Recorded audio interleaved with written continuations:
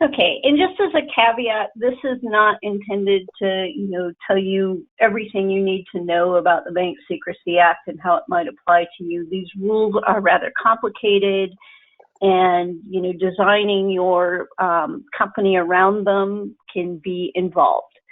So with that, the Bank Secrecy Act is also known as the Currency and Foreign Transaction Reporting Act, and it was signed into law by President Nixon in 1970 to curtail money laundering.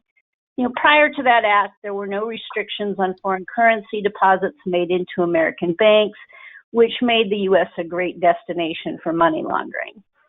So the BSA was intended to curtail those activities by requiring banks and other financial institutions to spot and report certain transactions. Since then, the BSA has been expanded, and now it covers a wide range of activities that could potentially result in money laundering. It's also been expanded to cover transactions that may result in financing of terrorist activities as well as tax evasion. Because of the potential for money laundering presented by virtual currency, the provisions of the BSA now apply to those as well.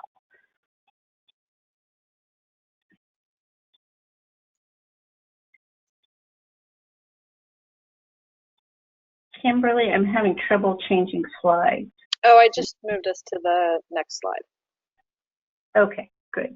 Okay, so there are two important distinctions in the Bank Secrecy Act in determining whether these rules apply to you. As Kim indicated, whether you have a closed or an open loop system is the first thing that needs to be addressed. So closed loop systems have no connection to the real economy, and the virtual items associated with them can only generally be used within the virtual architecture where they exist, and they have no outside surrender value. A good example of a closed loop system would be a game like Candy Crush, where tokens may be purchased for advancement in the game, but they have no value outside the game. Open loop systems, on the other hand, connect two end parties who typically would not have a direct relationship. These would generally include peer-to-peer exchangers and hosted wallet providers, among others. Companies utilizing open loop systems will generally be categorized as a money service businesses, and those are generally subject to all the provisions of the BSA. This is because MBSs are considered financial institutions under the regulations. Interestingly enough, banks and entities registered or regulated by the SEC or CFTC are not within this definition. There is a fairly large exception for open loop systems that engage in smaller transactions.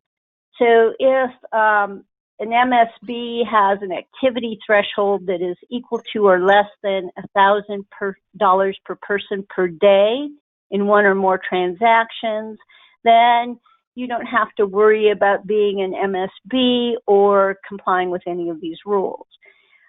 This exception notably does not apply to any company that is considered a money transmitter, which is a category of MSB under the regulations.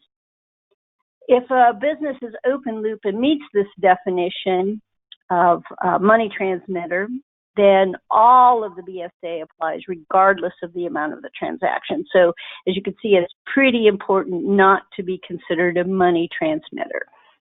And what is a money transmitter? Well, a money transmitter is defined as any person that provides money transmission services or any other person engaged in the transfer of funds.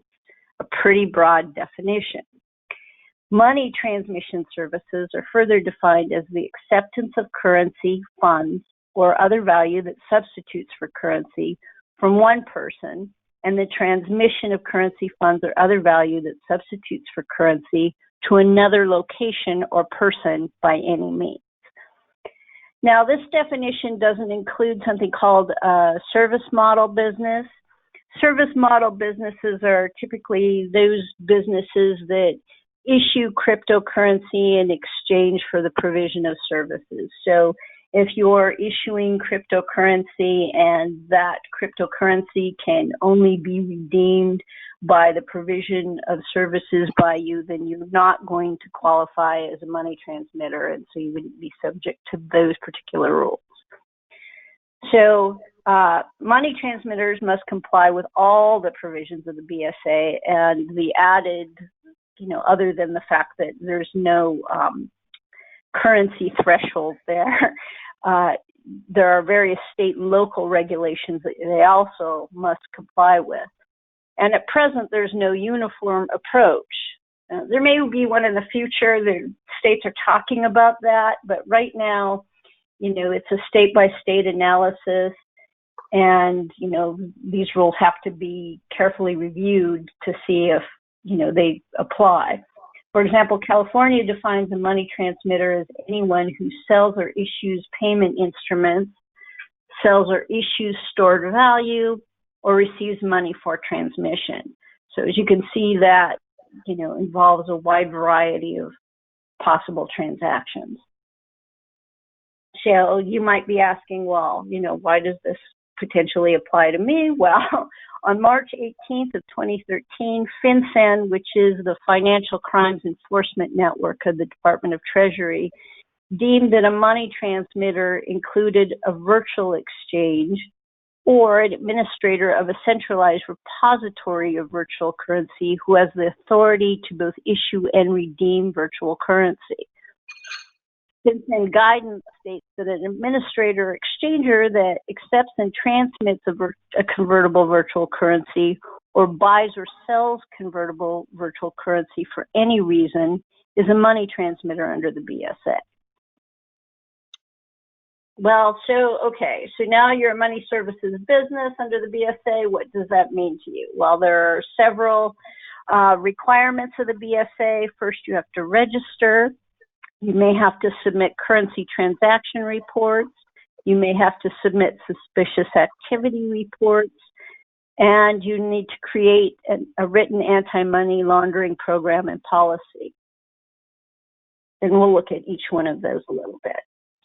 So registration, an MSB must register with the Department of Treasury within 180 days.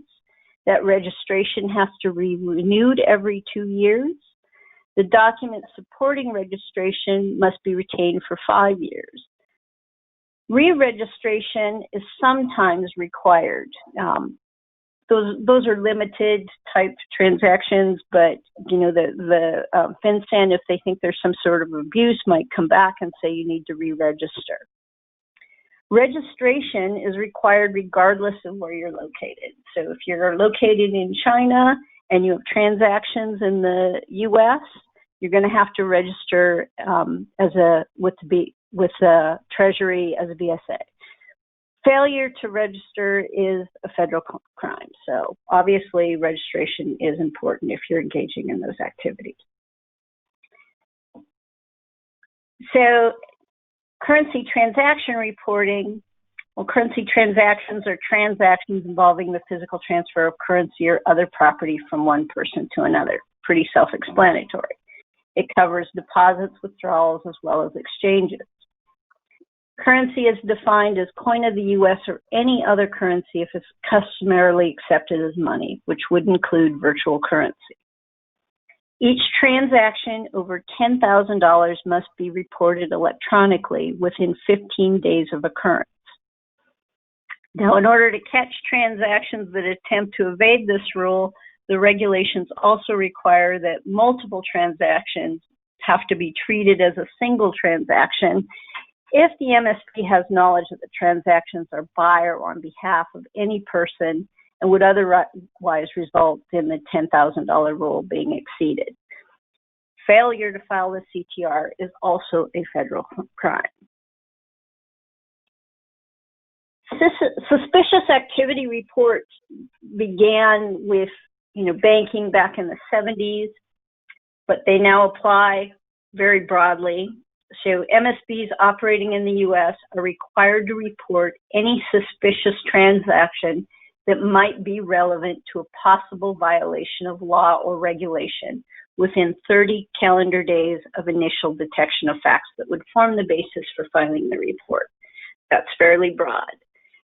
In addition, if the transaction is one that involves violations related to the financing of terrorist activities or ongoing money laundering schemes, the MSB must notify the appropriate law enforcement authority in addition to filing the SAR. Again, failure to file a SAR is a federal crime.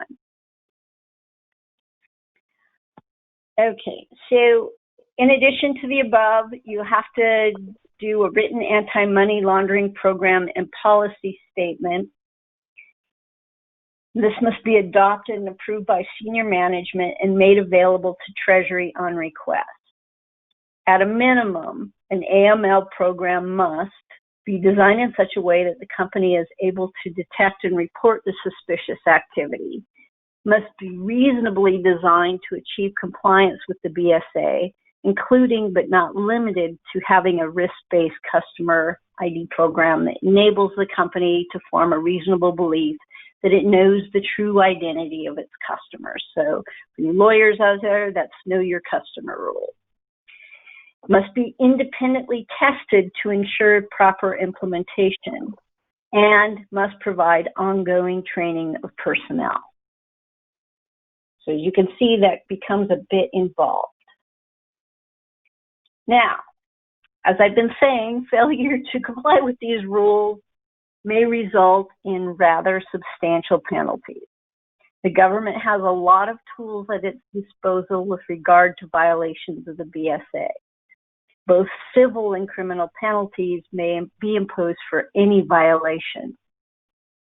Civil penalties can be imposed regardless of whether you've got a criminal penalty for the same violation. And, the amount of penalty, is greatly different. So civil, depending on the intent of the parties involved, whether you've got negligence, willfulness, or intentional violations, the penalties would vary. Plus, these penalties are updated pretty much every year lately, and they were last updated in October of last year. So you can probably expect that they'll be updated again this year. It's hard to know for sure, but it's likely. In addition, civil penalties aren't just imposed at the company level. They can be imposed on any partner, director, officer, or employee who willfully participates in a violation. In addition to fines, the BSA also provides for civil forfeiture. This provision is pretty broad, and it may result in the forfeiture of any property involved in a violation or property that's traceable to a violation. Recall that these provisions were originally drafted to curtail money laundering related to drug trade, and therefore the grant is pretty broad.